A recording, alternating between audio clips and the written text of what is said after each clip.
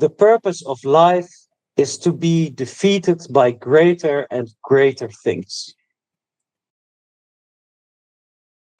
Something came to mind really quickly, which is like a little piece of mythology that I read once, and I see that it's related. I'm just going to tell you guys kind of like to see how or if it's related. But when I read the quote, it came to my mind really quickly, and it's a very short story about how the owl came to be wise. And he went like there was the God, the creator, and he was creating things, and he was creating things out of clay, and he was creating stuff, and then he was creating the birds, and then it came the moment to create the swan. So he made the swan, he gave it a long, beautiful neck and the beautiful feathers and stuff. And as he was finishing the swan, a little piece of clay that was still in the, in the assembly line, so to speak, it was still unformed, saw the swan and he thought it was beautiful. So he started, this little piece of clay, I guess, started bothering the god and telling him, I want that. Like, I want a neck like that. And I want feathers like that. That's beautiful. And he started like pushing the god to give him what was beautiful until the god got kind of annoyed. So he took him and then he gave him like a short neck and long legs and gray, kind of ugly feathers and very big eyes so that he could see his foolishness. And that's how he became wise. And I related to it specifically on the part that he was trying to attain something that he saw as being high and beautiful in this case. And he dared to speak to God, so to speak. He dared to ask God and tell him, hey, I want that. And then God, in a way, punishes him, right? By not giving him a beautiful neck or feather like the swan, but by making his feathers gray and scruffy and his neck short. But then he gave him wisdom. So he still, in a way, attained what you could argue that is the purpose of life is to become wise, right? Like the proper development of a human being is to attain wisdom. So what I'm wondering is the specific to be defeated. That's what I was pondering on. Like, what does it mean to be defeated by greater and greater things? Well, I guess the purpose of life is basically to grow wiser or better or more aware, more loving, whatever you want to call it. But Rilke puts that being defeated on it, which is not the pure version, right? Because you're being, as you grow wiser, as you challenge yourself and the boundaries, you're defeated by greater and greater things. But at the same time, you are defeating greater and greater things. And Right. at the same time, you are reading greater and greater things. You are walking in a greater and greater way. So, like, the verb you use there doesn't truly matter. It's kind of superfluous for the truth behind it or the insight behind it. But he was a poet, so he was emotional and he was always losing, I guess, in his life. So that's why the defeated and by greater and greater things. And I think in a kind of modern sense, we are constantly beaten down and defeated, basically, right? We moderns in the modern world. So there you tend to think, I cannot progress, I cannot have a life, I cannot have a real life because I can't achieve anything. But maybe then you should just lose in greater and more beautiful ways than before, right? The progression to light, to love, to wisdom is still there. even if you are constantly being defeated. Well, it might feel like it isn't there. Right. Mm. And in a way, if you're not being defeated, then you're choosing shitty opponent, so to speak, right? Because that's the thing. I don't think he was. I do think that his language is specific because you're being defeated by greater and greater things, right? So that's why it reminds me of the owl because he also gets defeated by God, but that defeat makes him wise. So Yeah, I see it kind of like, so when you grow up as a child, you're kind of self-centered in your universe, right? Like you sort of think the whole world revolves around you. You have your caretakers that take care of you, and they're kind of like in your early development. They're kind of like your universe, basically. And as you grow up, you actually shred that sort of infantile narcissism of like everything revolves around me. So you have to be defeated in that sense. You have to realize that there's more than you to humble that infantile narcissism. But as was pointed out before, in order to do that, you should also defeat yourself because the and this is where all the mythology of like the slaying the dragon and beating the monster, etc., comes from. So get rid of your own. So in order to be defeated, you also have to defeat to get right, rid of your infantile tendencies and to grow up, like shedding your skin, basically. right, Like, yeah, like like letting go of yourself, basically, in a way, or at least like parts of yourself, right? And it's interesting because then the thing that defeats you is like the true self, right? Like the real self, like the self that is quote unquote in connection with God, so to speak, that is like infinite. It's always greater and greater, so to speak. That's very Yes, interesting.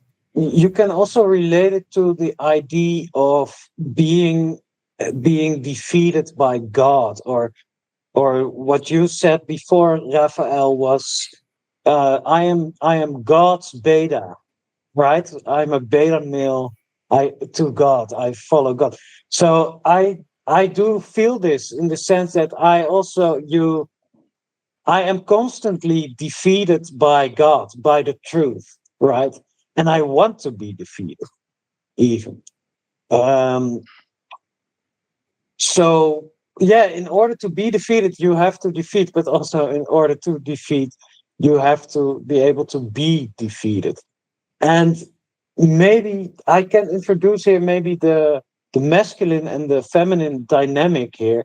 That I would say that to be defeated is the more feminine version, and to defeat is the more masculine version, right? The masculine is usually the positive version, Right. and right, Yeah, and but it the feminine, includes the negative. yeah, but it includes both, right? Because in order to be defeated by a greater thing, you also have to be the one who stands up to that greater thing, and that would be like more kind of like the masculine, right? So it is again like the proper harmony between those two. Like you have to Yeah, stand and up to it, but then you also have to allow yourself to be defeated, so to speak, to surrender to. yes, and in man woman relationship, if you as a man, if you want to be a great defeater, if you want to be the alpha male, so to speak, you also have to be defeated, and vice versa. The woman, if she wants to surrender to God, basically, she also has to learn to defeat, which is for the woman, the defeating is obviously harder, right? And for the man, the defeating is more his first instinct, I guess. Um, and you can relate this to in order to surrender properly, in order to be defeated properly, the woman also has to be a girl boss in some way, right? Maybe not the literal, vulgar feminist version of girl boss, right? But she has to have some defeating power in order to be defeated. If that's not there, you cannot be defeated properly. Um, Right. so this is a principle I think that many women instinctively know. Um, yeah, and that's why they also know that some version of standing up, of going out in the world, is also necessary for them. Yeah. Yeah, it's like the man and the woman, like in a relation, you could say that the man represents more the standing up aspect, and the woman represents more the being defeated by something greater aspect. But then inside of each individual, you have the same thing happening, right? In a fractal way. And for them together to work properly, then inside of each, the same dynamic has to be happening properly as well. So it's not that like yeah, because that's something that I criticize a lot about also the modern landscape and for with all men and women. That the women's submission has been also made to it has become a caricature, right? On the one hand, you have the ones who reject it, which are like the girl bosses, and it's all dumb and silly. But on the other hand, you have like the oh, I'm so submissive.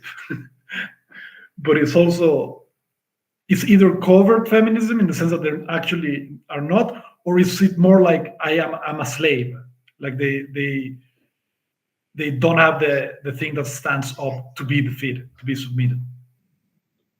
And the same with men. Sometimes their active element is also calcified in the sense that they need to. You can see it a lot in this stuff of, I think we mentioned something along these lines before, of having to take a decision, for example, or having to know who you are and stuff like that, which of course is important in certain contexts. But there are contexts in which the best move is actually not to take a decision, because maybe you're waiting for something to manifest so you can have a better vision, and you don't need to be in a hurry about it. You can let it wait, right? You can be more in the perceiver aspect. But if we take it outside of the context of the relationship, just a little side angle, I think there's also something when it comes to greater things, like I think people also have a certain like destiny, or let's say role to play in life that they're very good at, right? Like some person just knows that they're going to be a good, or finds out that they're going to be a good football player, and or another one an artist, and another one a writer or whatever. And I think defeating by greater things is also the realizing that everyone sort of has like a role to play in life, and everyone sort of is a creator in life. But then what is it that you create, and what is it that you dedicate yourself to? And there is also defeat in that. I feel like um yeah, the realizing that we all are part of some greater good, like a cog in the machine in which we have some sort of a role to play, basically. I don't know if I frame it correctly. Okay, Yeah, I and think what is the defeat aspect? As in, if you choose to be one thing, if you choose to be the football player, you cannot also be the writer, or what? What do you mean? Or the writer is defeated by the football player, and vice versa? What? Um, I don't fully get it. I think. Maybe the defeat aspect is the fact that you have got to dedicate yourself to something. Like you cannot choose to be you cannot say like, oh, I want to be the writer, the firefighter, the musician, the gardener, and the poet, And the podcast, bro. and the podcast bro. Um, so there is something that you have to dedicate yourself to, allocate your time to, and that that something can be aligned with your skills, but it can also be aligned with your interest, or a combination of both. But at some fundamental point in your life, you basically sort of have to choose a road. Like when you start, all the roads are open, right? But at some point, you have to commit to some sort of a cause, and Yes, that cause is bigger than you. Right, and yes, it's and also how is this a defeat? Yeah, that's a good Um, question. That's a good well, question. Well, what oh yeah, go ahead. yeah, because it kind of has to do with that. Because what I think is that usually the thing that is your own like pattern to discover or something like that, or your role or your destiny or whatever, is usually also the one that is looks the higher. It's like a giant. For example, for me, if I were to become a dancer, I'm not particularly good at it naturally, but it wouldn't make me feel any fear or anything. It would be like fun. It would be just nice. Like, I go to dance and I dance, because it's not like my personal pattern. So I haven't perceived life through the lens of somebody whose mission would be a dancer, right? But if I were, even though you do feel like a naturality on those things, you can always see higher, right? So you can always see how you could be better, for example, and stuff like that. So in a way, you're always defeated too, but you're getting Mm, better and better and better. that, but I also feel like that's something that, to get back to the question, that's something that I just occurred to me. Like especially in older days, when you look back, when you have, like, let's say, a small community, and you have like roles that are essential to the survival of the community. Like you need to have a baker, you need to have a builder, you need to have like someone who makes the clothes, etc. So there's like a limited number of roles for a small community. If everyone chooses to be a dancer, um, this community will not survive. So in maybe that's also like the realization that, uh, but that's maybe more difficult to translate to modern times, actually, because this was very relevant in the past. Because in the past, you definitely needed to sort of submit to the needs of your small community that you were living in. Um, Now it's become more opaque or vague, but I think some of those dynamics would still be in play. Like in order for humanity to thrive, certain like things need to be done, um, Right, and certain people need to commit to them, and it's the acceptance of that. Uh, right.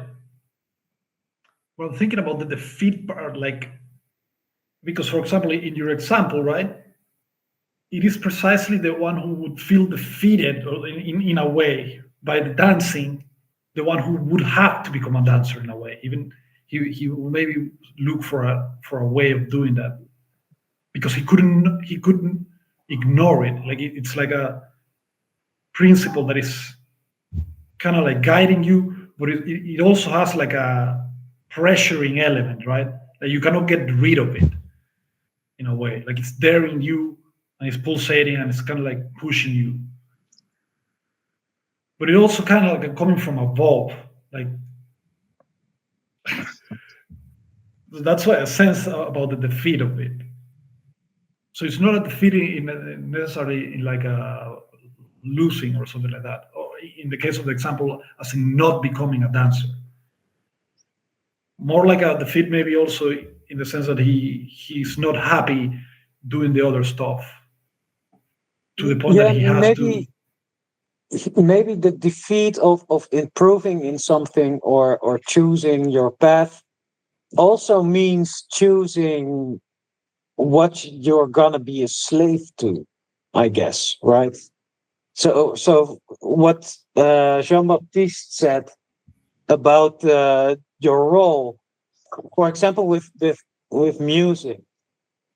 I might want to play in a band. I want to be the drummer, the singer, the pianist, the bass player. But that's probably what you want when you're like 4 years old. Yeah, everything, right? And then you start to try to really do it. And then you learn, oh, wait, you have to pick an instrument and then go from there.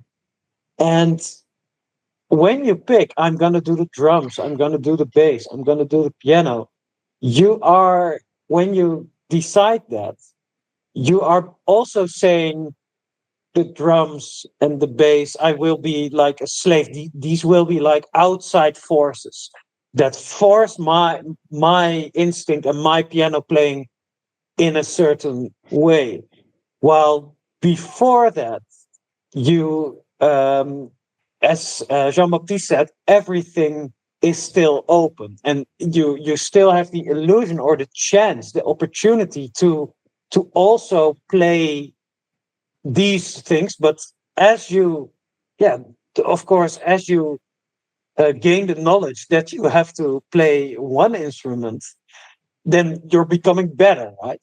Because a child that wants to do everything, you get a little smarter, and your parents tell you, yeah, but you have to start just with one thing. So that's like smarter than just your desire, right? But at the same time, even that choice involves a sort of defeat, in the sense that those other forces are now sort of the immovable things. And then when you chose one of those options, let's say piano, you have again that choice. Am I going to specialize in playing really fast? Am I going to play jazz, or am I going to play rock? Right? Every musician, every pianist, every whatever skill it is you learn, you walk a certain path, and by choosing a certain path in that music, you can't walk other paths anymore, right? That's If you yeah. play the blues or classical, there are other things that will not that you can't influence anymore, and these will be, and you have to let that. I have noticed that in my own practicing, for example, that I sometimes had very much difficulty with. I would literally think, if I go that way, then I'll be that way. But then those things can sort of get me, or I will not be good enough in those things. And oh, but don't I need that? And there was a time where I was very aware of all the implications, like the action reaction. If I do that, if I go for precision, oh, maybe then I'm not as fast. Um, Hmm. so yeah, I guess, and if you extract that to finding your role in society, like in modern society or even more primitive society, there, allowing yourself to go somewhere is also sort of making yourself vulnerable to the ways you don't go, I guess, because you're not an agent in those ways anymore. They suddenly become enemies or the outside world, right? I And like that. they Yeah, start having the power to defeat you. I like that idea. But one thing I was also thinking of when it comes to the band, and I think that's like the band is actually a great analogy.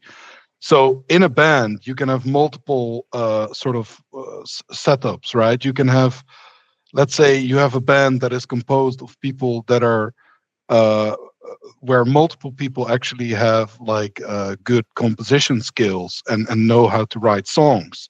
Then you're going to have to compromise with each other. You're going to either have to come to an agreement like, okay, this song's going to be written by this person, or this song's going to be a collaboration, but then we're going to have to settle on some differences. Or you could have a setup where one person has like the greatest composition skills, and he or she makes all the songs, and then everyone else has to submit to that fact, uh, and because otherwise it will get in the way of the greater thing, the band. So in other words, you sort of have to submit to a reality that's greater than you if you want to achieve something worthwhile with the band. Yes, very well said. And then when, so going along with that example, for example, when would it become greater? I guess it's maybe when the individual grows enough that then at some point maybe you realize that you have to write your own stuff, like you have submitted to the higher principle. Maybe it works, but at some point it's not enough. Like you grew past that point. Do you see what I Mm, mean? I not really. What is the question exactly?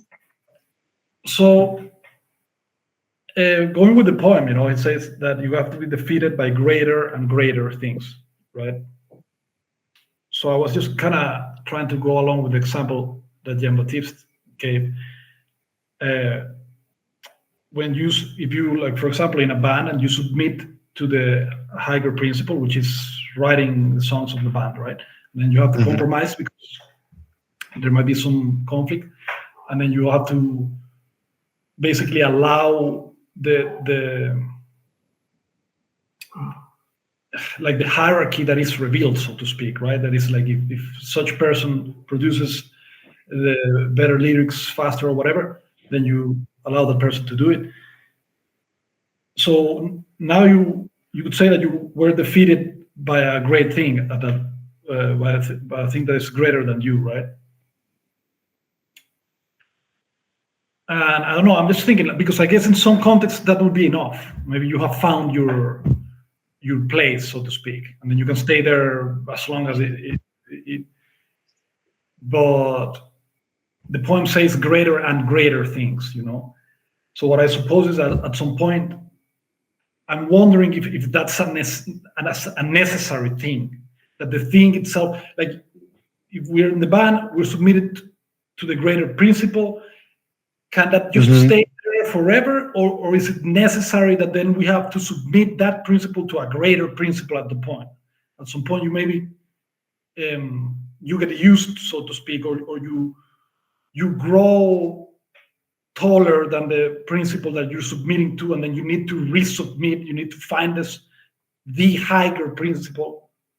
Well, Yeah, maybe there's maybe you reach a stage where you cannot be defeated no longer by the thing that you are doing.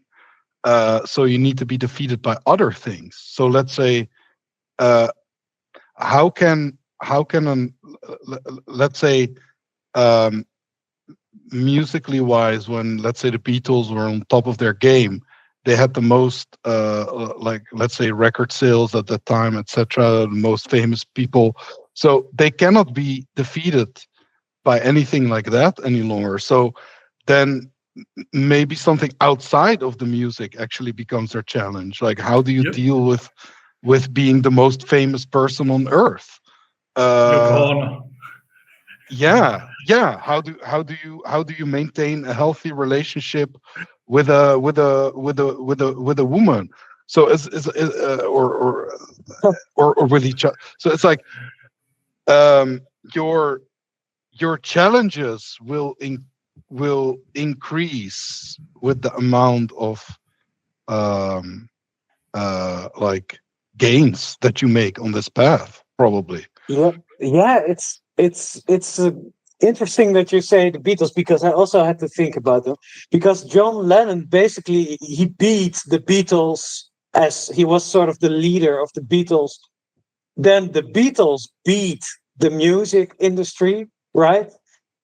And then he needed a new opponent, and he found it in Yoko Ono. and she beat him. Fun. So that's for his next life, I guess. He's gonna need someone greater than Yoko Ono, right? But also, it reminds me of the hierarchy in the Beatles because it was revealed, right? You had multiple songwriters in the Beatles, Lennon and McCartney, which were like equals, like the two alpha males. Most of the hits are from either of those, and they're like equally good, I guess. But there's also George Harrison, who also wrote some hits. Here Comes the Sun, for example, but less of them, and he is slightly more obscure. And in the beginning, George Harrison was always sidelined for the songs of Lennon and McCartney. Lennon and McCartney were like they were like the songwriters, and George Harrison also had aspirations, but maybe wasn't as developed yet or wasn't as good. And he was kind of sidelined, and it was always Lennon McCartney, Lennon McCartney, Lennon McCartney, album after album. And he was defeated by that. Like in the worldly sense, he was defeated because Lennon McCartney got their way, right? They were the de facto leaders in that sense. However, George Harrison never sort of consciously fully accepted this, it seems to me. Because even when he is like way older, when he's like 40, 50 years old, he would say to interviewers, like, yeah, John Lennon and Paul McCartney, they wouldn't let me, they wouldn't allow space for me to write, blah, blah, blah, blah, blah. So even though he was like defeated in a worldly sense because the de facto how it went was that he lost, at least in the beginning. I think later on he got some more freedom from them. But he this hierarchy was sort of not revealed to him. It was just he just happened to be there and he was defeated, but he didn't, at least he didn't fully have the realization of this is the best thing for the greater good. And Mhm. also, I don't know if that was the case, right? Maybe if they were like three equal riders, it would have been even better. I don't know. I don't know exactly what was going on there, right? Well, Um, I think for especially for Harrison, it must have been a really difficult challenge because Ringo Starr sort of knew that this was not his forte to write songs, right? So he was allowed to write or allowed or he wrote the occasional quirky song like Yellow Submarine, and he seemed to have no aspirations beyond writing the being the drummer, which he was really good at for the band. But he didn't seem to have like the songwriting aspirations. Whereas George Harrison was actually a very decent musician, arguably even a better guitar player than Lennon. So in a way, it makes sense that he would think like, okay, I can also write these songs, right? But what he was up against was not just Lennon and McCartney, but also they also wrote songs as a duo. So they sort of they uh, uh, he was actually defeated by the realities of the hierarchy. But I can also see how incredibly difficult that must have been for him to see that. Okay, but Uh, I'm thinking that if that's the same of what Rilke said on the quote, because for example, what I intuit, I don't know a lot about the Beatles, but my intuition mhm.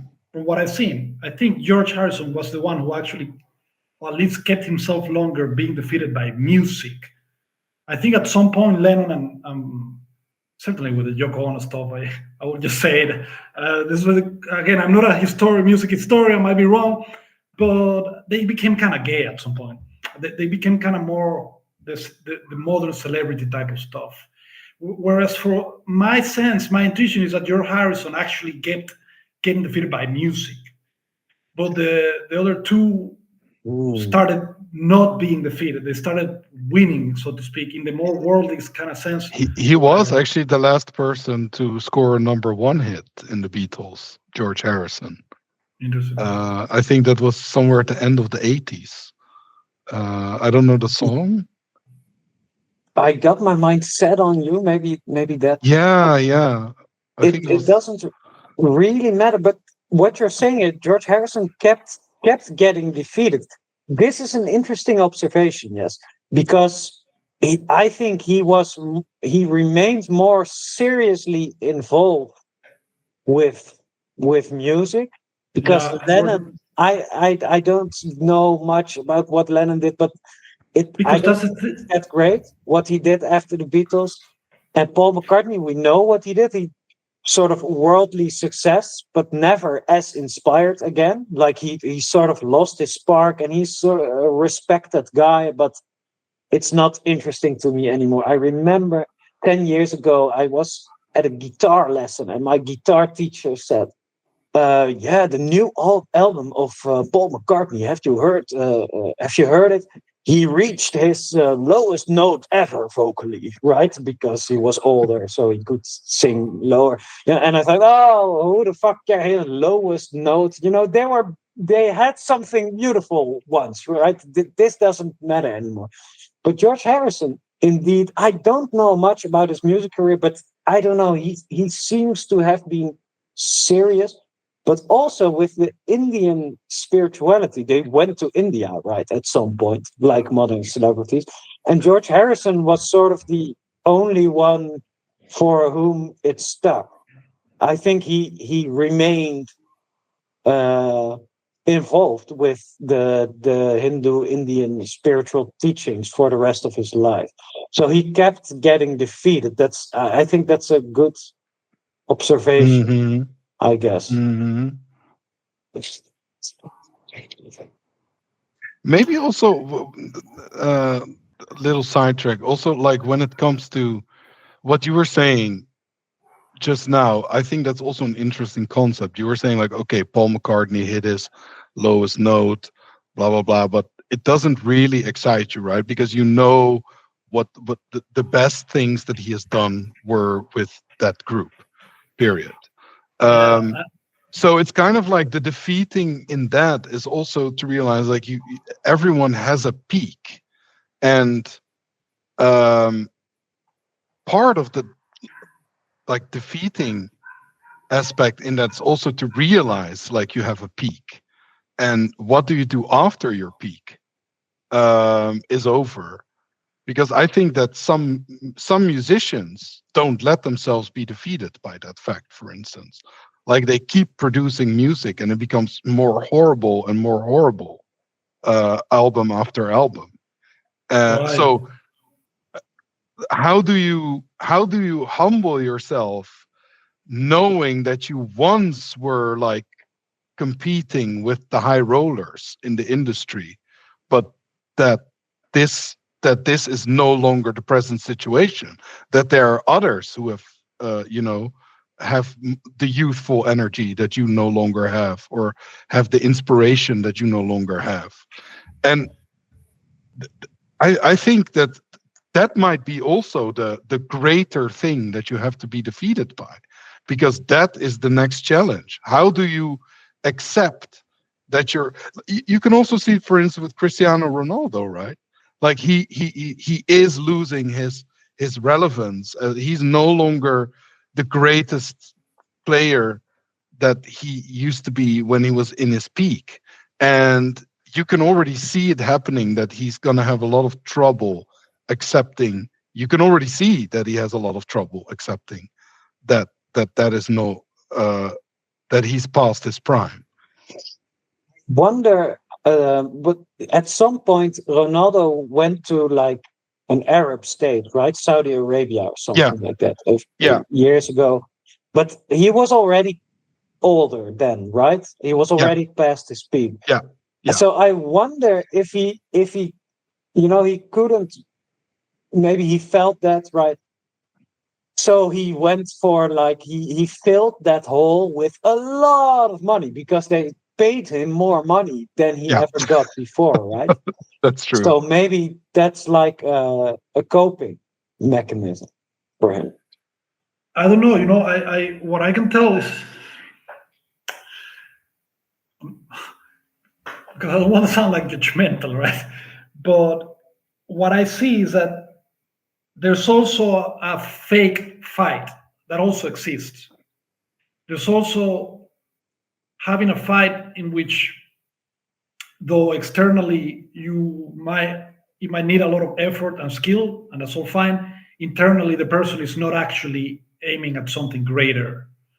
So with a lot of artists that happens, like they lose the connection to the art because at some point they stand above it, right? They stand in the peak, so to speak. So they lose the thing that is fitting them. So they actually, it becomes uninspired, and it becomes this uh, canned product, and it's just fake. Basically, it becomes at some point like insincere, I guess, because it's still skillfully. It's not fake. Skillfully, it's still what it is, right? And they might be the best what they do, but it does become like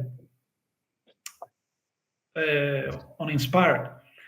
And I'm wondering what that is exactly, because in the frame of the poem, because it is like an attempt to still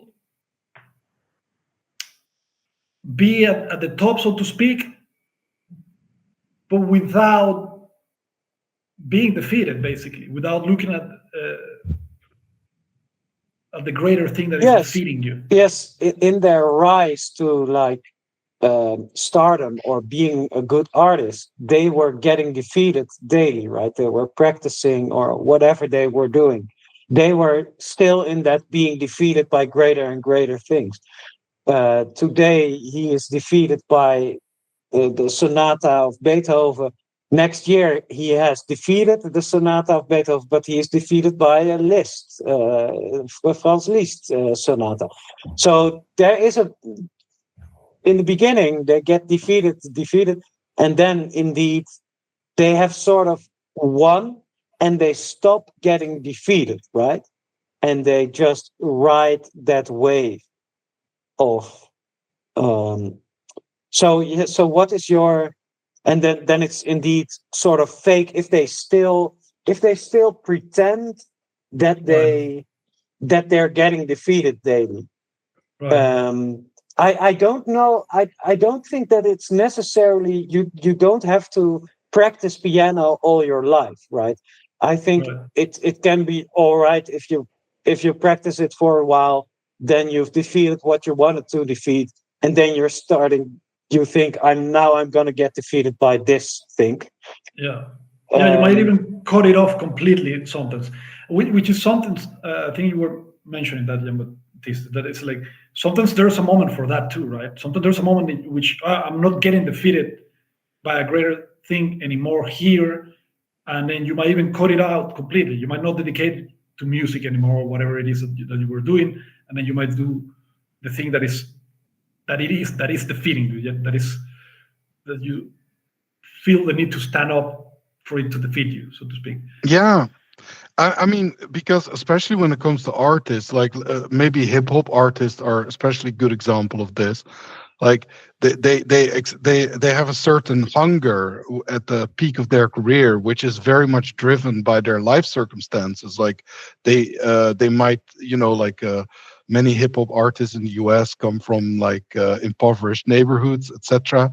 So they have a need to express themselves from the like they have a need to like put out those circumstances to the world, but then they've risen to stardom and they're no longer in those circumstances, yada yada. So then also the Exactly. artistic the artistic hunger, the or in the case of some other artists, maybe their trauma has or their sadness, like they have sung about it, and so where is the hunger? And again, then Yes, like they won, so they they're not won, defeated anymore. they won, Yeah, but then and this is, I think, where again the part comes in: greater and greater things.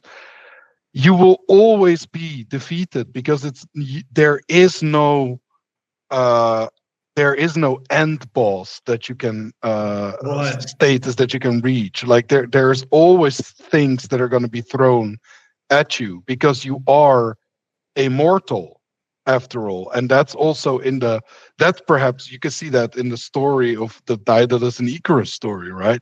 Like they try to become literally like the gods, and then they with flying, and then they transcend the mortal plane, and as a result their wings get burned by the sun, which is a greater thing than them, and their wings get burned. So even though you've won at a certain aspect of life, you will still be humbled by several other aspects in life, and that will never disappear. And those are the Yeah, greater things. yes, Right. and this his wings got burnt by the sun. In modern culture, this is like almost a compliment to say about someone, right?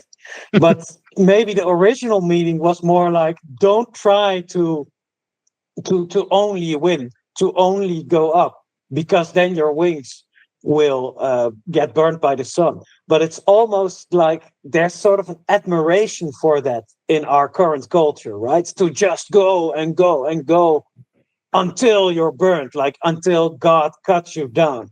Which relates to the fake stuff you were talking about, Raphael, right? That there's Mm, also um, Yeah, it's like bringing and the pattern, or the spiritual pattern behind it, is trying to put it on earth, and trying to grind it, basically, trying to actually maybe go to the sun or something like that. yeah, Like, I think the original meaning was about hubris, basically. Like exactly. it was a warning about hubris. But as you said before, like now it may be like be interpreted differently, more related to the grind. Like you almost work yourself. It's almost become fashionable to work yourself and then be burned yep, out. we love hubris now, right? It's like to have like the greatest or the thickest, most powerful, like fake self or created self. This is like encouraged, and people think it's, yeah, it's badass. Do you see this in the culture? I see it everywhere, right? Yeah. So the original meaning about hubris, don't do hubris because God's gonna cut you down. Now it's like a badge of honor if you were so hubristic that God cut you down, right? It's also with the obsession of like of artists or football players or whoever it is that went like so hard with drugs and women and money and gambling that God burned their wings. Right? This is cool in our world. Um, yeah. Mm. Yeah, because I sense that there's something. So in the story of Icarus, there's certainly the pattern of being defeated by something that is greater, right? And as you also were saying, yeah, Baptiste, at the beginning, how when you're growing up as a child, for example, and in general, maybe a pattern that is in the poem that is like to be defeated is kind of like to let go of yourself, right? To grow past yourself. But then there's a way, which is the way that I think is more related to hubris, that is like a fake. It tries to fake that story. It tries to fake the fight and the defeat. It, they try to do it by their own means. So in a way, they are not fighting, so to speak, an actually greater thing. They are fighting more like they're something that might seem greater, but is still under their control in some way or another. Yes, but a little thing isn't everything hubris, right? Isn't so what you see as hubris are like the people below you. You can see, oh, you're creating that yourself, blah blah blah. But isn't like, aren't you like always hubristic? And then you Well, step one layer above your former hubris, and you think, no, oh no, I'm not hubristic anymore, but you still are, but on a sort of higher, spiritually higher level. It depends. How would you use hubris? I would say no, shortly, because I think hubris specifically is when you step outside of your of your range, so to speak. So hubris is kind of like the attempt of pulling yourself to heaven by pulling your hair. You see, it's kind of like taking the position of what is the greatest, so that you can look down on yourself, and then so that you can heighten yourself up, so to speak. Yes, So it's but like an isn't that impossible the attempt. normal thing that everyone does? I think that's what we do when we fall. Yes, I think that's the fall from Eden. It's you It get wrecked by your hubris. Yeah. it says here on, I actually Googled it while we were talking. The dictionary from Oxford says um, excessive pride or self-confidence, and in Greek tragedy, excessive pride towards or defiance of the gods, leading to nemesis. Hmm. Right. So the proper defeat is not exactly hubris, is what I'm thinking, right? The proper defeat is more like the owl that speaks to the god and asks him something, but he's not trying to form himself out of the clay like the swan, you see? He's looking up. So he still recognizes that the thing is unattainable in some way. That is something that you have to pray to it, so to speak. You have to ask for it to give you. So in the case of, for example, a musician, he has to recognize that music is higher than him, and he has to pray, he has to channel it, so to speak. But he has to be, you have to recognize the hierarchy in the sense that music will be higher, right? But then the musician, that in a way that makes a heuristic mistake of confusing him with the creator of music, with the origin of it, then it wouldn't, But then it's like, Yes, yes, and like the final state. So you're getting defeated, but you're not going towards some goal where you're like on top and you don't get defeated anymore. Like the final state is sort of the voluntary conscious acceptance and of that defeat, right? That's like the goal, but it never stops. And I know of a story of an artist in the Netherlands.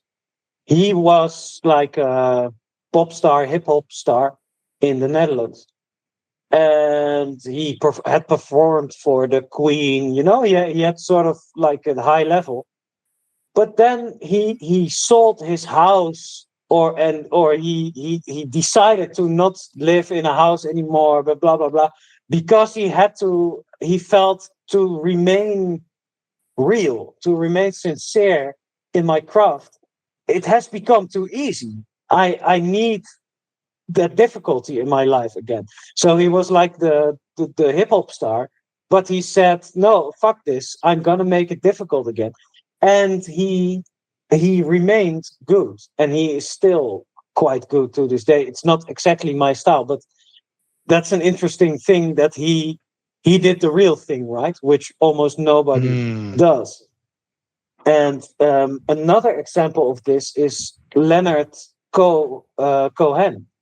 He his whole life he remained a good artist. As he got older, a month before his yeah, death date, he released "You Want It Darker," which is almost also a metaphor, right, for being defeated, because he says, "You want it darker, God. You want it darker. We kill the flame." So okay, you want it darker? Okay, I kill the flame. I I let myself be defeated, right?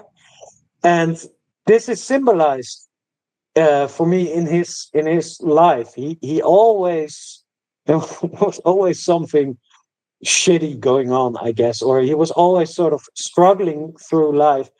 And I don't think it's a coincidence that you turn 80 and you still make a masterpiece, right? This is this is like the real version. That's very um, rare, I guess. Not just in modern times. It- I think. Right. Um, it's interesting because I also remember for him saying something on a talk he was giving, and he said how sometimes people would ask him how he wrote poetry and something like that, or and then he said something along the lines that he didn't know where the place where poetry was or where you can find poetry existed. Like if he knew, then he would try to go there more often. But that basically, I'm paraphrasing, but that basically that he had no idea that it was higher than him, that he could only ask for it, so to speak, to for it to be revealed to him, right? Mm.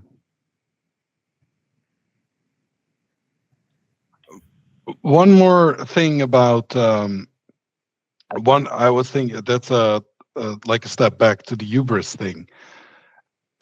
If we look again at the quote, like you have to be defeated by greater and greater things. One thing that occurred to me about the Daedalus and Icarus story is um, their defeat by the sun in the story was inevitable because let's say they I don't know if that's in the story, but let's imagine that they were building these wings and they had a wise neighbor which already told them, like, guys, don't do this, this will be your downfall, and they ignored that.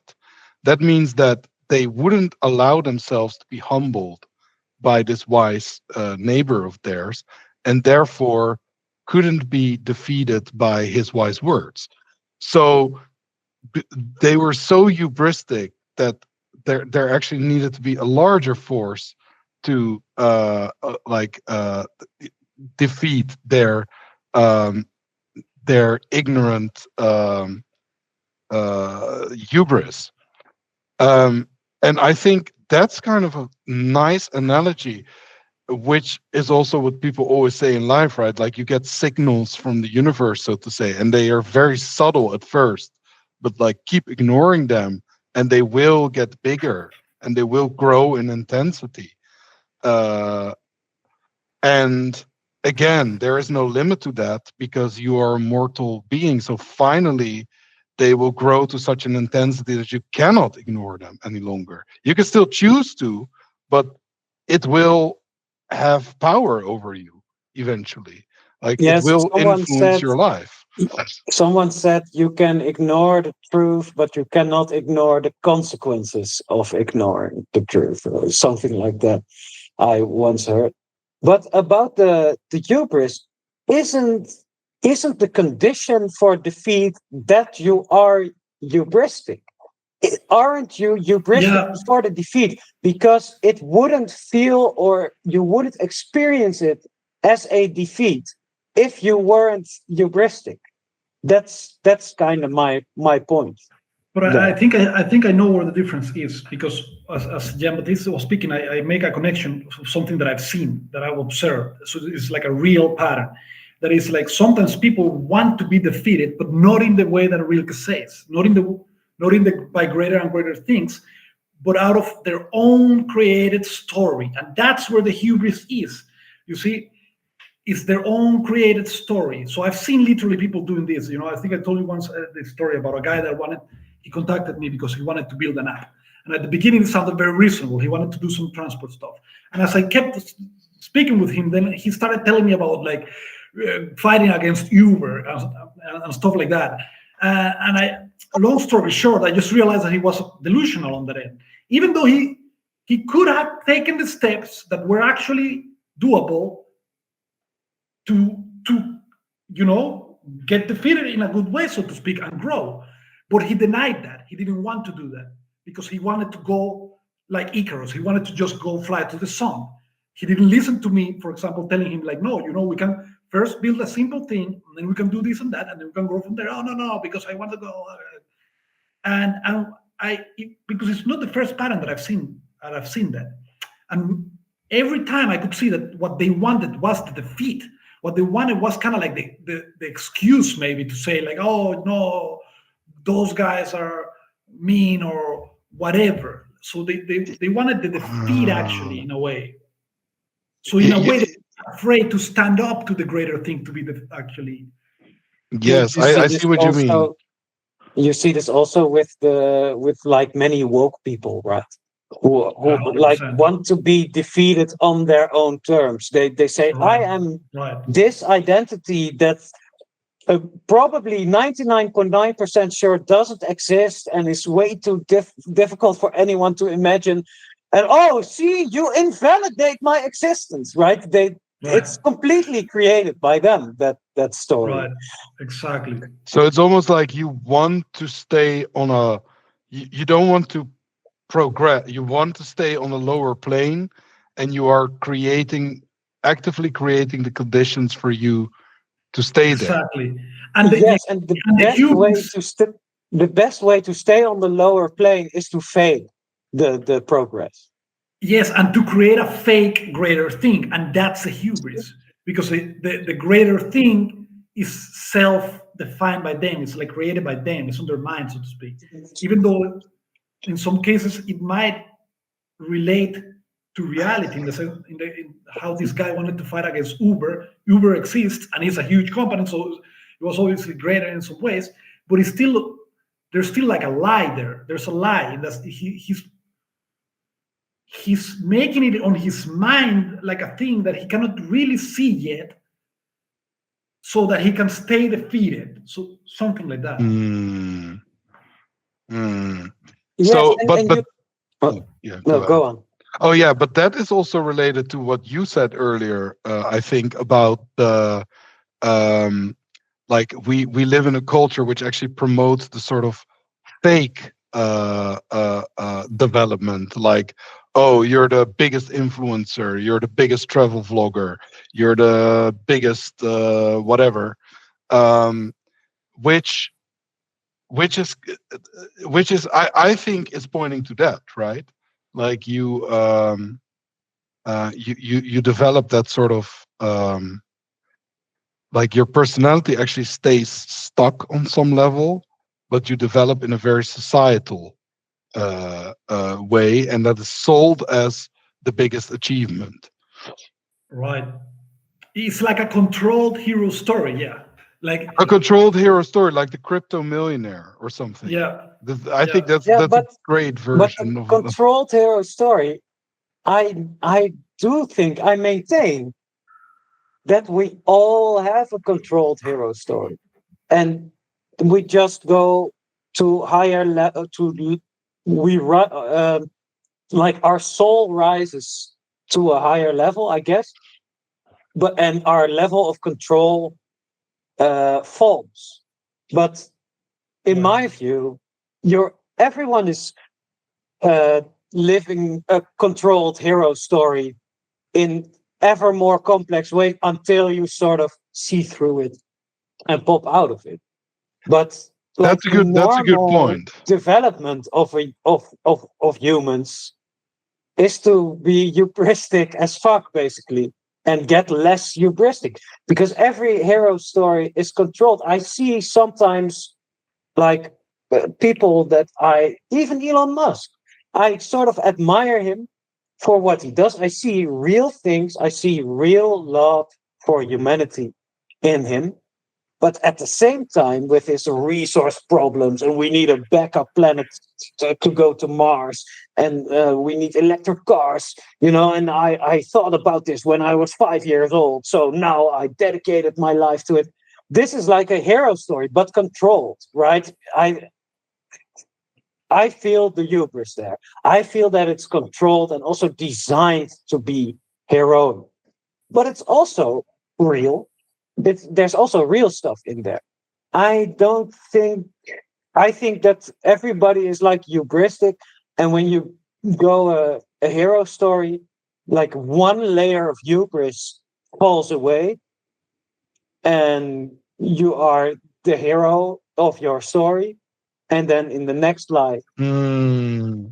you go a step beyond that. But it's sort of always controlled until the last, like the Buddha isn't Mhm. hubristic, So isn't that sort of the point? Because like, in order to become this person that you're talking about, like in order to become a tech billionaire or like act famous Hollywood actor or like the human rights activist or whatever, you have to have some vision of you projected into the future, right? So you have to have your hero story of yourself, because you don't become that person if you don't have some sort of a vague idea that you are going to become Well, that person. yeah, yeah, I guess, um, but I suspect, Raphael, that you look at it more like you are hubristic or not, right? Like what we talked about before. Yes, And but it's there's not some like you can nuance. be part hero, part hubris. Exactly. That's, yeah. But there is some important nuance because that's why for me the story of the owl is so good because it's like you do have to stand up to gods and you could call that hubristic and then you get punished. So it's like okay, you kill. You, my problem is that if we call that hubris, then what do we call the other thing that is different than that? That is like the wokies with a fake story in which they're defeated, but they actually aren't because they didn't actually stand up. So what do we call that then? You see, so it's like a semantic thing. It's like Hmm. if you want to call the thing that Rilke is describing on the poem, uh, that process, if you want to call it steps of hubris, so to speak, I'm like okay, but then how? What do we call the other thing? Like the the more twisted version of it, which is actually avoiding to be defeated by greater things, so that you can have quote unquote control on your life. That leads to nemesis because what you happens is that you I completely I lose guess control on your I life. guess you know the word for it already. It's And hubris. it starts with an E. What is it? Evil.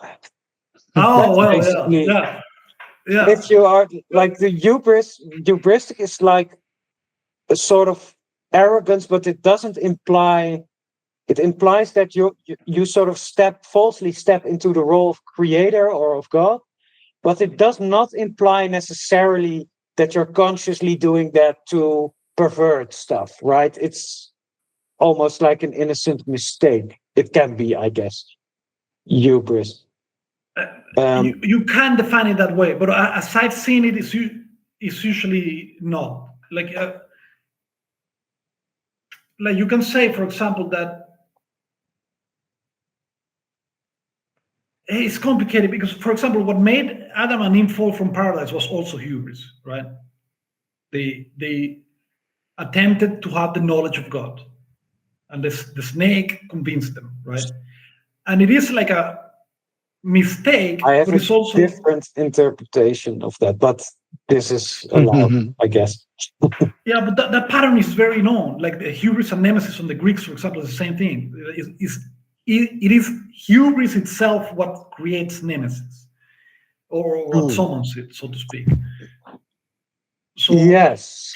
Yes. it's a, we might just be speaking semantics here, but it is there's an important distinction in the sense that there is a way of speaking to the or standing up to the gods that actually leads for you to getting defeated, but in a way that you get shaped by the truth, so to speak. You get shaped by the gods, and and then you actually grow without being hubristic. You can actually grow. But then there is also a hubristic way that is also what made Lucifer become Satan. It was the same pattern. Yeah. He it's when you try to own the principles itself that would make you grow or something like that.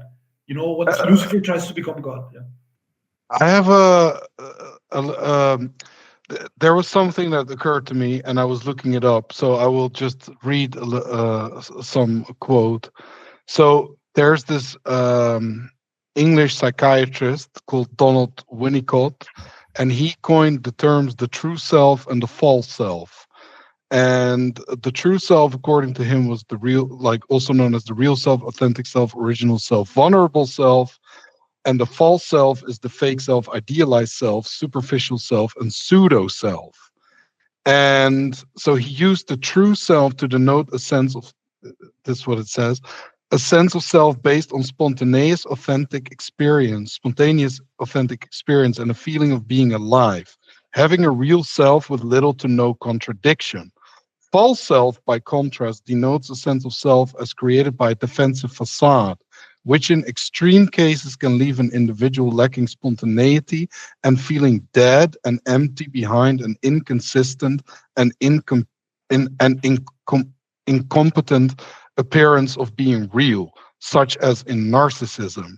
And I think this sort of really accurately describes this whole thing that you were also talking about before, Raphael. Because when you hubristically like expand your false self, and you believe that you are like this really good person because you are the greatest writer on the block, but then you are in a plane crash with other people, and you suddenly have to survive with the other with the let's say 20 people out of the plane survived the plane crash, and you have to survive in a remote environment together. You cannot be this hubristic fake personality of the writer anymore, which you so double down on. You suddenly have to be like a real version of yourself in order to do like to survive with the group that you're in. You actually have to be the true self. Um, and I think, yeah, does it make sense what I'm saying? Like this is sort of what, yeah. So, um, yeah, what's the point that I want to make?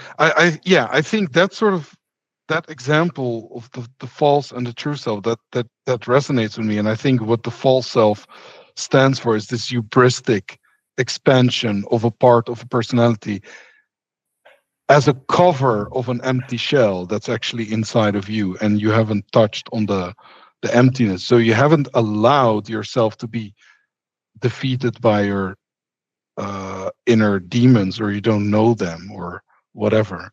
and and Right. and and as a coping mechanism, you have uh created this identity, which in the material world gives you some sort of status, but that Right. actually, as per the example, doesn't serve you when you're suddenly in an authentic situation, as in, let's say, the plane crash, where you suddenly have to be a real person, and it doesn't matter if you are a musician or a writer or a millionaire or a billionaire or a stocks trader or a whatever.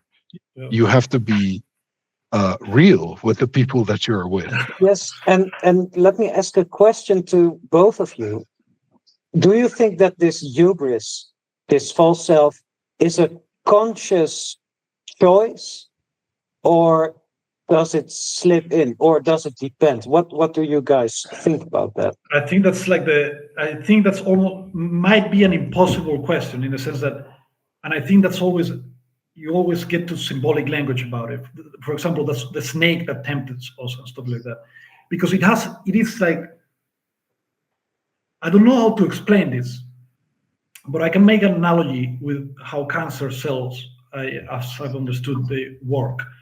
Apparently, our cells in our body, part of the DNA is like a, to put it simply, like a self-regulatory code, in the sense that they can sense if there's not enough food for them to eat.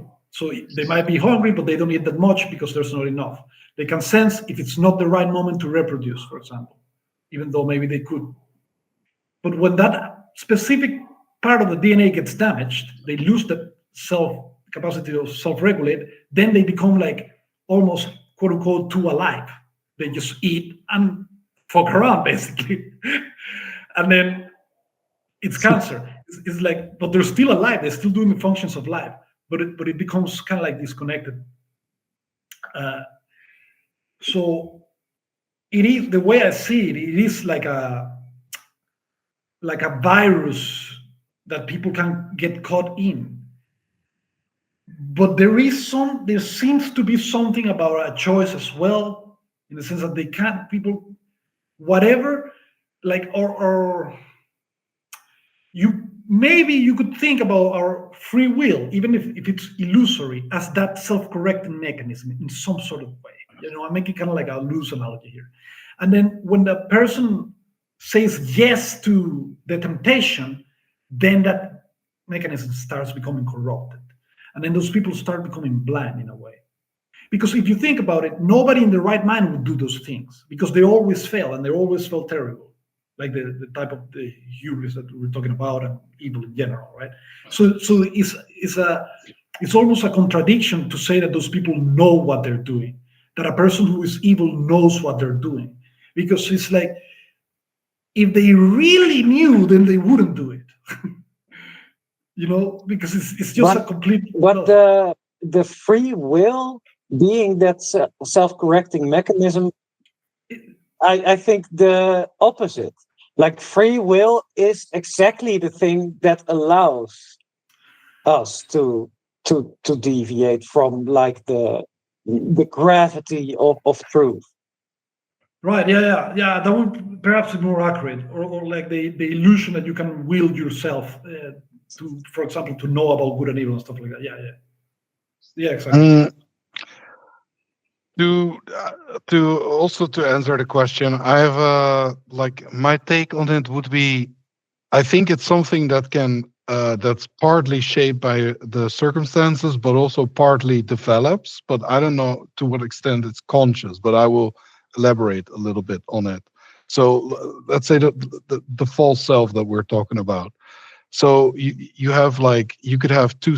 Let's say you're growing up as a kid, and you notice that your like environment stimulates a certain behavior. Your environment really likes it if you do um, play hockey or whatever. So you start playing hockey because your parents like it, or whatever. So then you sort of develop that personality, and that may not be like your authentic thing. But so this is sort of an example of sort of positive stimulus. So you notice that certain behaviors or certain aspects are rewarded, but there can also be like a negative stimulus, like you get punished for being a certain way. And I think part of this is a conscious process.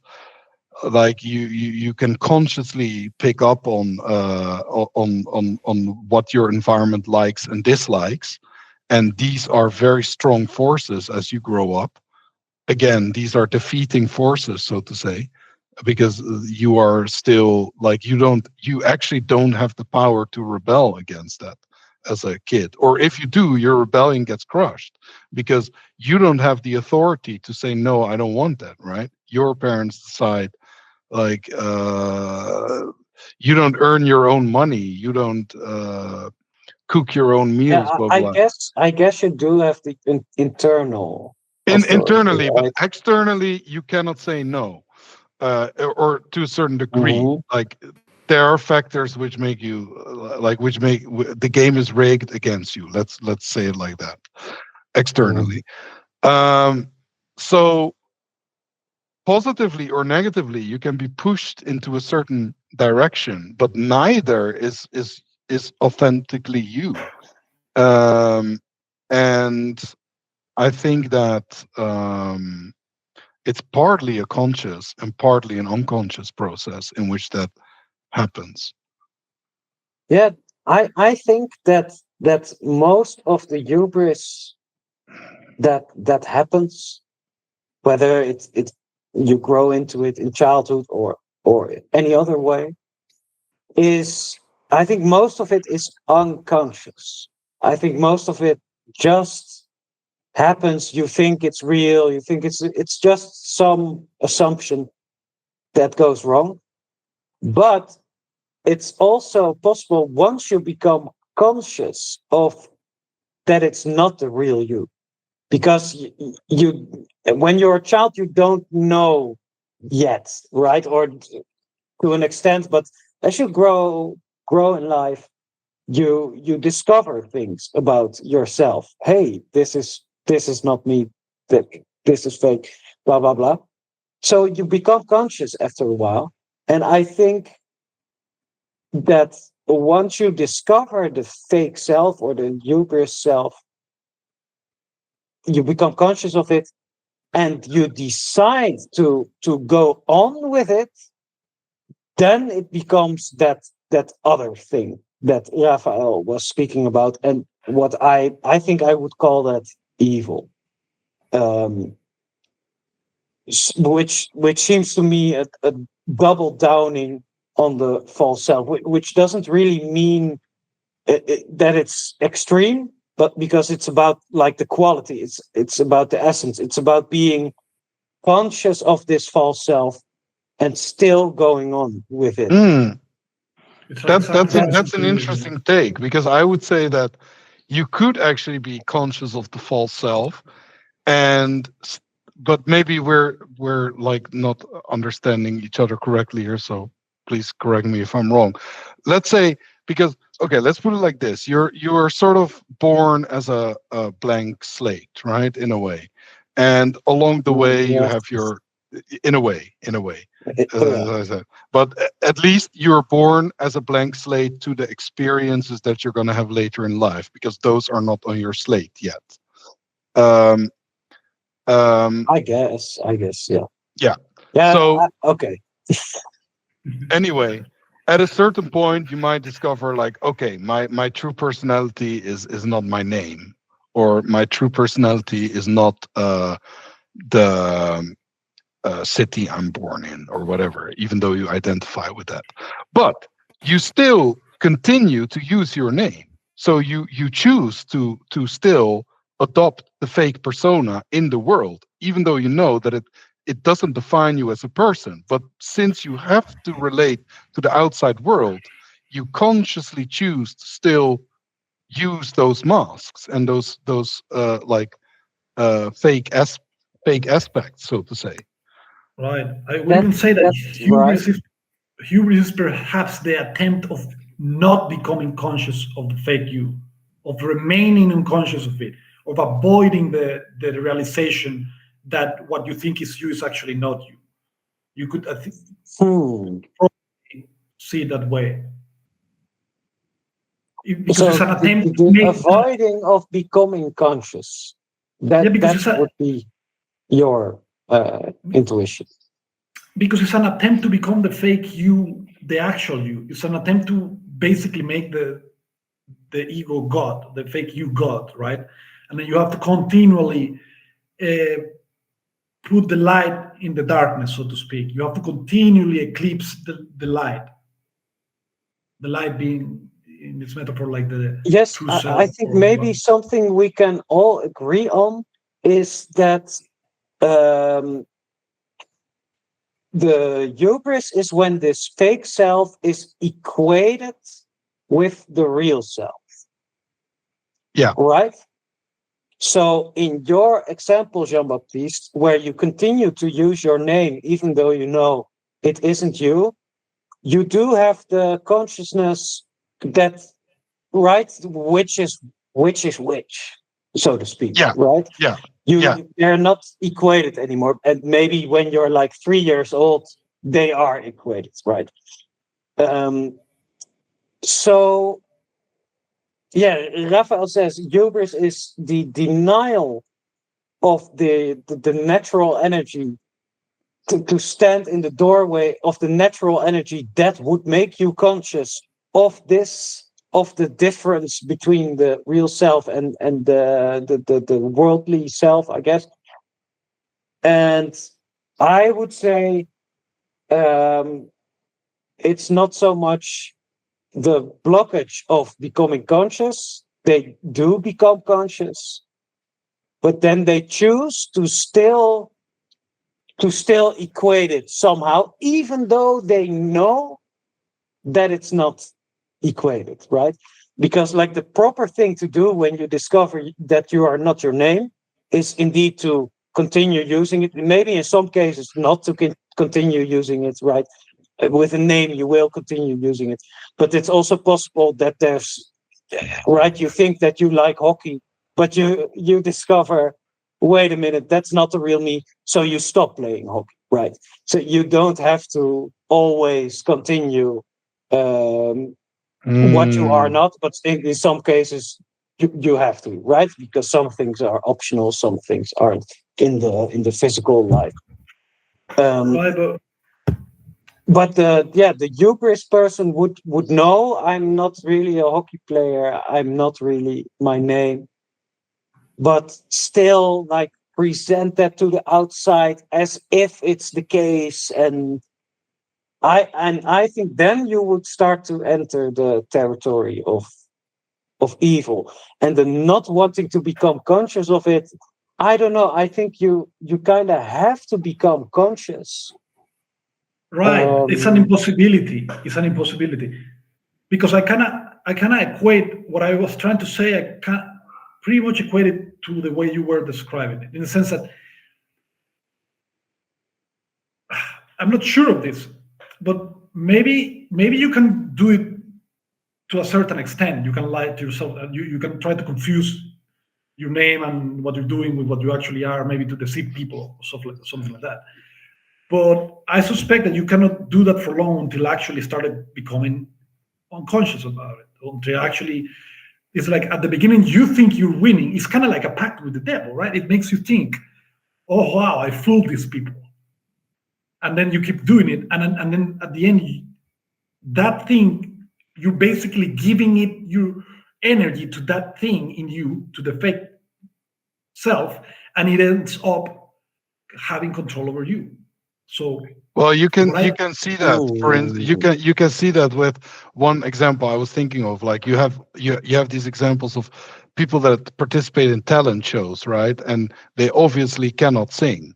And then they start singing, and like the whole jury tells them, like, "Hey, bro, you cannot sing." And then they say, "Yeah, but everyone in my environment says I'm the greatest singer ever." Blah blah blah. I always perform for everyone, and they say I'm a great singer. You don't even know what singing is like, and they even start like belittling the jury, and so they obviously want to keep lying to themselves. And to your point, Raphael, like feed that energy. They want to feed their false self, because their false self is that they are a great singer, which they are not. So they cannot, to get back to the quote, yes, but cannot be defeated in. that situation is, I see that situation with the singer with idols as as as a as still a sort of almost innocent version of it, right? Because the, it can get so much, so you can mutate this to so much more extreme Of forms. course, of course, of course. yeah, but I see it more as like the innocent and also the heuristic. Is the innocent because maybe he got told that he was a good singer, and what maybe he was like, oh, okay, I guess so, whatever. Maybe he enjoyed singing it, but he sucks at it. And then when he sees the new option, the new version, it becomes hubristic, is because he's not even open to the possibility. He's not even open to the chance of being defeated. Like, oh, wow, maybe I don't know.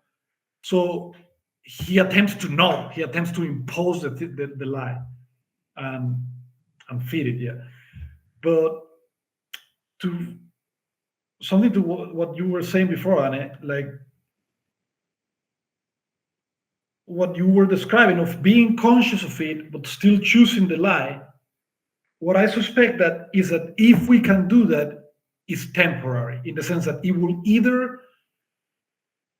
the person will kind of have a crisis on something and realize that that's actually like a no go, or like a no do that, or they will lose consciousness, like they will actually become what they're pretending to do. I Yes, have that's what you think.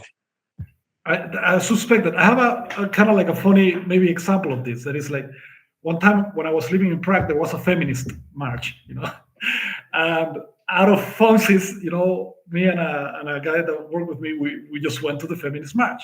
But here's the thing: we were not there actually supporting the feminist march, right? We were there as a spies, kind of, but we were in the march, like marching with the people, and it was very interesting to observe all the wickedness.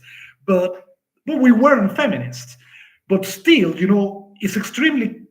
It can be kind of dangerous to do that thing because, and we were talking about this in the march and a bit later, and I told him that it was kind of, even though it's fun and it's very important not to be too hubristic about it and to be like, oh wow, look at these idiots and we're here, but we are not actually here.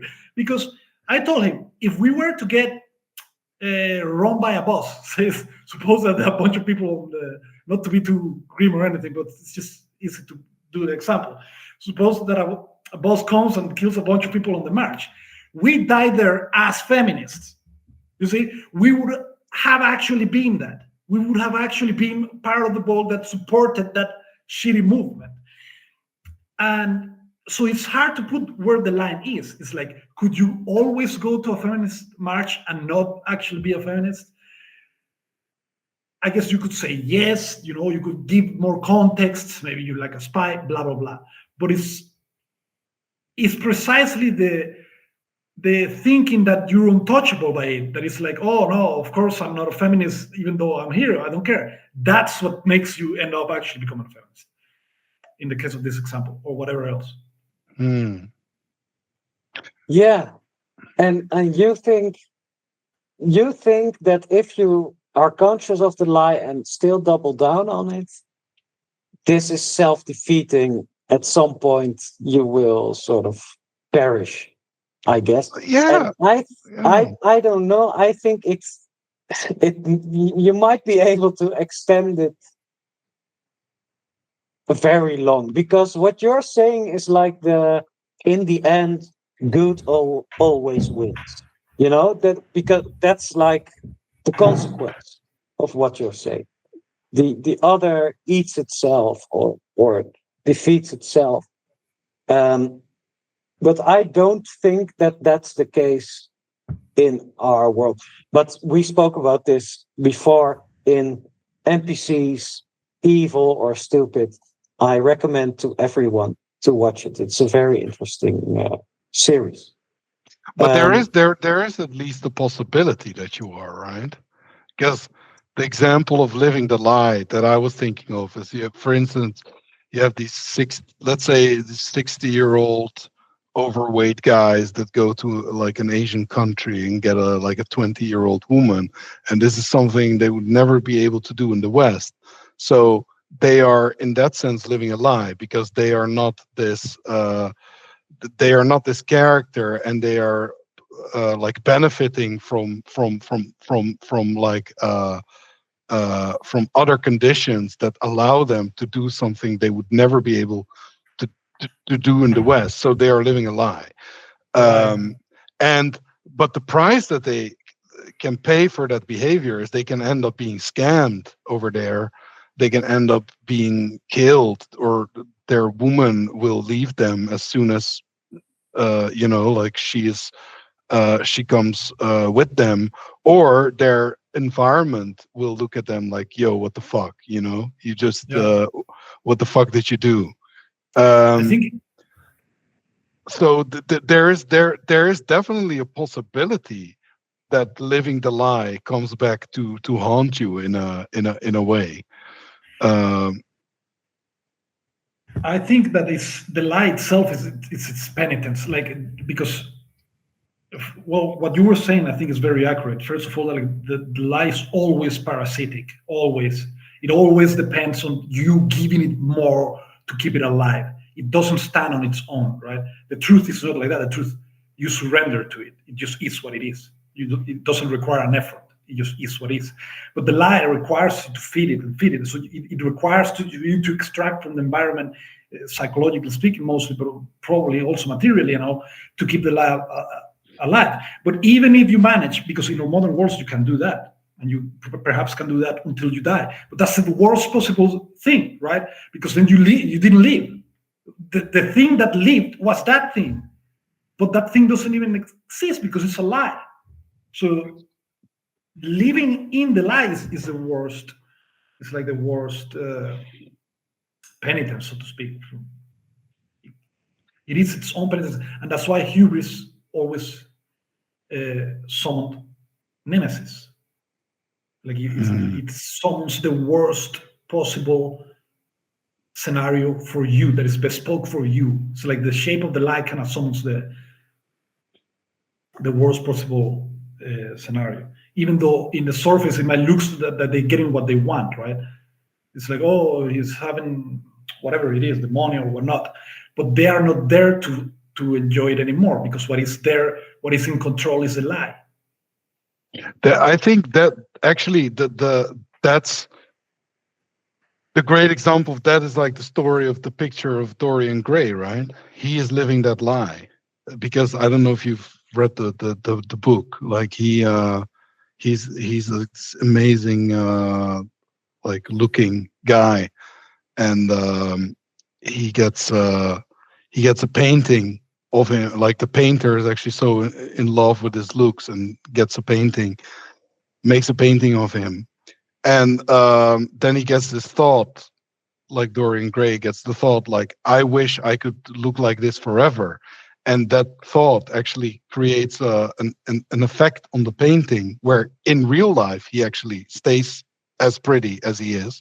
But his moral decay, because he stays young forever, and that seems like an attractive thing, but it's actually a curse because life goes on and he remains stagnant. He remains this pretty boy forever. And his British moral, fanboy. sorry? A pretty British fanboy. Yeah, but his moral decay actually gets transposed on the painting, and the painting becomes so ugly that he cannot bear to look at himself at the painting any longer because he sees his dark soul. So he is the price of living the lie is that his soul actually becomes corrupted, and that's reflected on the painting. It's a great book, but so it also shows what the effect of like living the lies. It seems attractive at first because at first this was a hubristic thought. Oh, I'm pretty. I have to stay pretty. But you don't realize the consequences of what is actually happening. Again, he doesn't allow himself to be defeated by the reality that we age and that we will lose our Well, and what happens in the end, this is very good with the defeat. What happens in the end is that he looks at the painting and he sees the ugliness, the oldness, the his sins. He sees it reflected there, and he defeats the painting. He kills, he destroys the painting, and I think that in that moment he dies. yeah, Right? yeah, he dies when he kills the painting. Yeah. So this is also like the metaphor. He didn't want to be defeated. So his ugliness gets transferred onto that painting, but he ends up also defeating the painting itself, which kills him, right? Which would be the self-defeating nature Yeah. of the, And because then you become so accustomed to getting away with everything that you also uh, eventually have to defeat yourself or your dark side in that sense. This is really yeah, good because because you oh sorry, yeah. Yeah, go ahead. okay, because I think another way of describing hubris is precisely, yeah, like not wanting to be defeated. It's attempting to not actually be defeated. Exactly. And this book shows that it's always a cheat and you cannot not do it. In the end, like the ugliness of the painting comes back to him. So when someone finds him, I don't know which character, but someone finds him laying dead and he is suddenly old and wrinkled and ugly. Like he got so the curse was sort of broken, so to say. But yeah, so the point of the story is that it's always a cheat. Right, Uh, you and cannot escape it. and it Um, always, that heuristic attempt always actually, as you say before, it's someone's nemesis and then someone's the actual defeat, like the shitty defeats, for lack of a better term. Not the defeat that makes you go into greater and greater defeat, but the defeat that just is just actually sad. Like it's just actually like a nothing. Yeah, it doesn't even have tragedy on it in a way, because tragedy has more like that aliveness element to it, right? Hmm. Hmm. But the Hmm. heuristic defeat is actually like it's like pathetic by dictionary definition, not as an insult, but like literally, it's just like there was nothing there, like because the lie is that it's a lie, it doesn't exist. So the person This is dies and nothing happened. this is also in the picture of Dorian Gray, right? The the painting, when he defeats the painting, it's like, I think it's like only one page, and he just destroys it and he dies. There's, when you read this, there's also no sense of tragedy there. It's just the end. And it's harsh. Well, for people nowadays, it shouldn't be harsh. I mean, it is ugly, it's dark, but it's important to know. But that's actually like I've met people that their lives were like that, and there's a lot of cope about this nowadays because people don't want to face that reality. There is, oh no, there's always some light on the tunnel or something like that. And I'm like, who knows what happens after? Maybe we all get forgiven and go to heaven. I don't know. But here on earth, some people just lie and then they die and they never lived at all, like anything. It's really fucking sad. Well, you can sort of see that the moral of that story also reflected in people who take like all the Botox treatments, right? Like they cannot accept the fact they age, and like probably your first Botox treatment, you will actually look better. Like your first Botox injection, you will temporarily probably look a little bit better, uh, or something. But there's always the turning point where you can see like, oh, this person took too much, and you see it with so much art, so many artists, right? Like you can suddenly see like, okay, this face became like super fucking weird, and Yeah. uh, again, it's the price they pay for their hubristic attempt of wanting. So actually they also didn't want to progress on the plane. They remained stuck in an infantile version of themselves, like Right. their image is their 30-year-old beauty that they want to be at age 50, and Right. their hubris is that they don't realize that they cannot be this 30-year-old person at age 50 in terms of looks. Right. Yes, yes, but you can sort of disallow yourself to be defeated sometimes in some sense. Like you have a house, and a storm comes or a tsunami comes. You're not gonna, oh, okay, no house anymore then. If I would not make my house stronger now. You understand what I mean? So, Yes. so Yes. But even if you use like Botox or you dye your hair, I don't know how extreme you can go, but I don't think that just doing that is necessarily always from that motivation, right? yeah, it's fair enough. It could be like, yeah, like because it's still the Botox is still like an external thing, so it's kind of like the house, right? It's like a physical thing. So it could be that internally the person, I don't know, they just want to do it because why not? They getting old anyways, so I'm gonna get ugly anyways. Let me get ugly doing the Botox. And it Mm. I say that it's possible that to do it that way. They might do it in a playful way, but again, I mean, there is like what Jean Baptiste is describing. There's also there, and it's also kind of dark because we also have forgotten the simple stuff that is like if people love each other, then Botox wouldn't even fucking exist. First of all, Yeah. like that's pretty Yeah, much it. but Like it's a good addition that I was describing a certain subset of the Botox users. Let's call it like that. yeah, like This is not the Yeah. yeah, absolute truth. yeah, But yeah, maybe what you were saying on about the house, that might refer to the stuff of like pick your battles, which is also a sort of humbleness in it.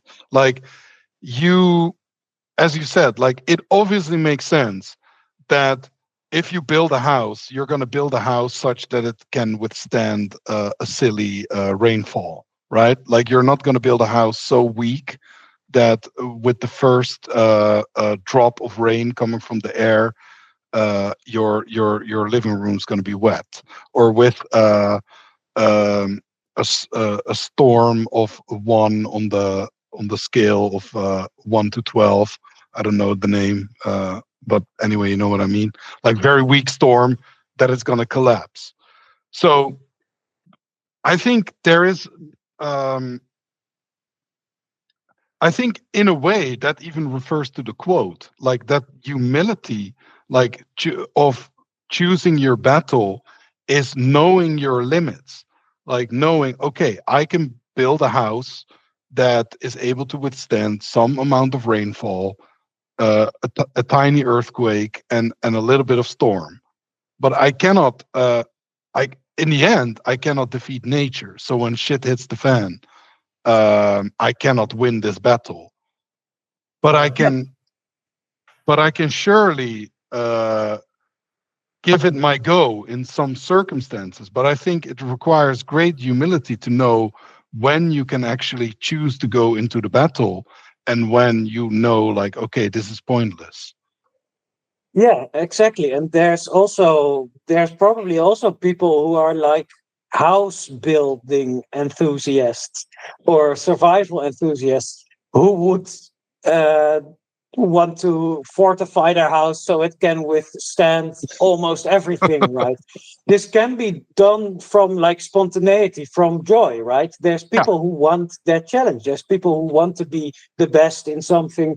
The Yeah, it could be. the average person wouldn't do it that way, I guess. But this can happen. And your point, Rafael, about Botox not existing if people loved each other, I get what you mean, but it's obvious if people started loving each other on this planet, we would still make a lot of stuff.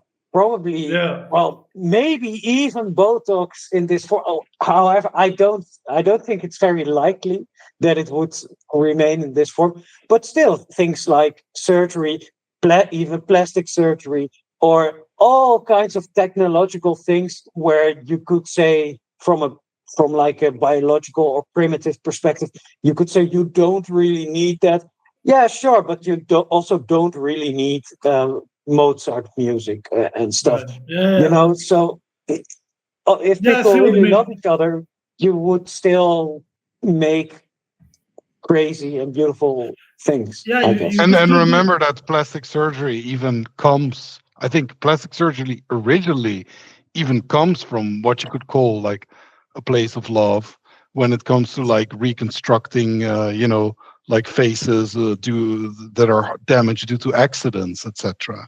Yeah. Uh, Yeah, I agree with that, and I even say that. Yeah, you could even say do it from the spirit of play, right? Like I think you correct me if you're wrong, but I think Anna, you were kind of referring to that, right? Like this, you can still just do it out of curiosity. So, what if we try to do this and have your face look younger? Okay, but now the last thing that I'm going to say about this specific is like all that I agree and it's fine, but we also know that the most badass person is the one that doesn't even care about the storm when he builds his house and his house gets blown and he's just chilling there.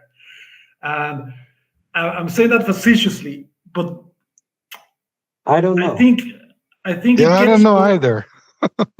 Yeah, like the as a metaphor, right? Because not as an idiot, not just as a careless, but in the same, it's like we also know that the most likely scenario um, in a loving environment is that people perhaps wouldn't even think about the need for Botox. Again, it is plausible that some person would be specifically curious about that and they would do it from play, but it would still be like it wouldn't have the context that Botox has nowadays. It wouldn't have the purpose that Botox has nowadays. And again, it's complicated, but I'm giving those examples more as a direction than a specific thing. You see, because you can also fake them, right?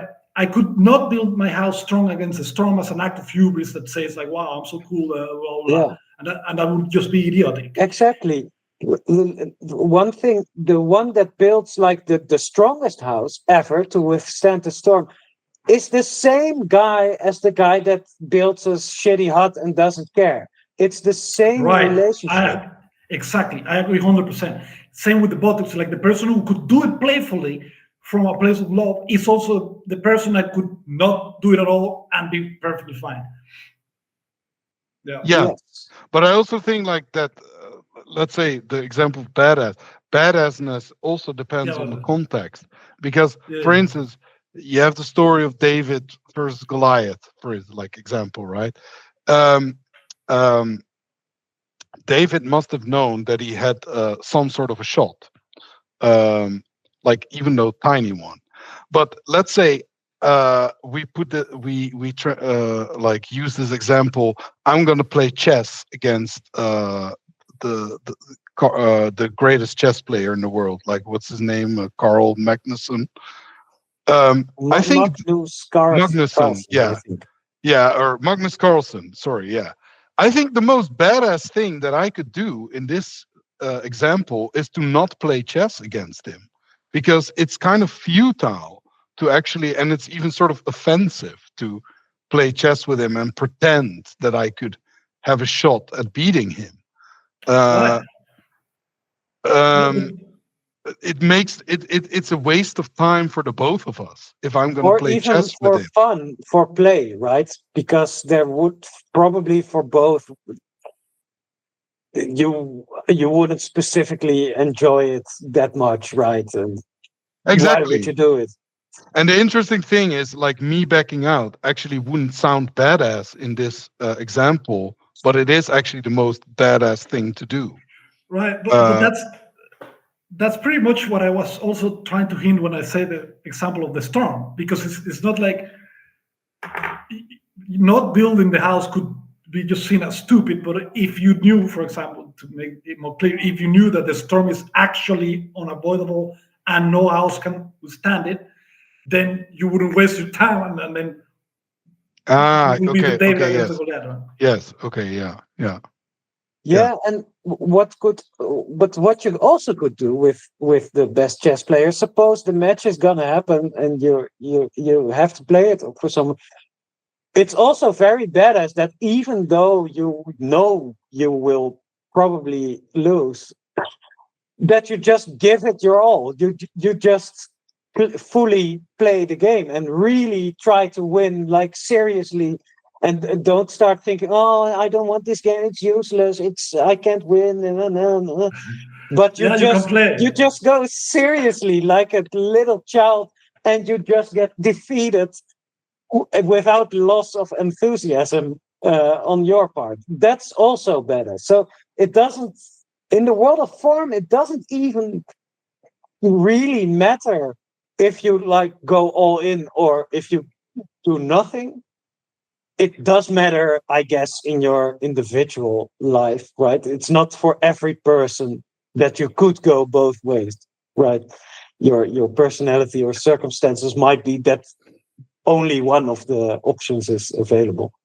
But it doesn't, That's true. yeah, That option is also like you can also see that I think in some movies where the main character knows that he's gonna die, but he's gonna die in but he's gonna go out in style, so to say. yeah, the heroic last stand, right? Yeah, Right. yeah,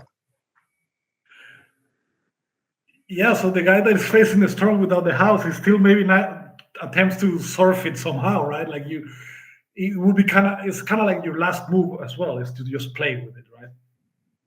And similar with Yeah, becoming old, for example, like the person who could do the buttons playfully also could play with the becoming old, right? He could play, he could scare the kids a little bit or whatever, so to speak, you know. Like, yeah, and also I heard about a movie where there was had been a nuclear war and everybody was wiped out except Australia because it takes a little longer time to for the radiation to reach there, right? But they're the hard to people know, eradicate.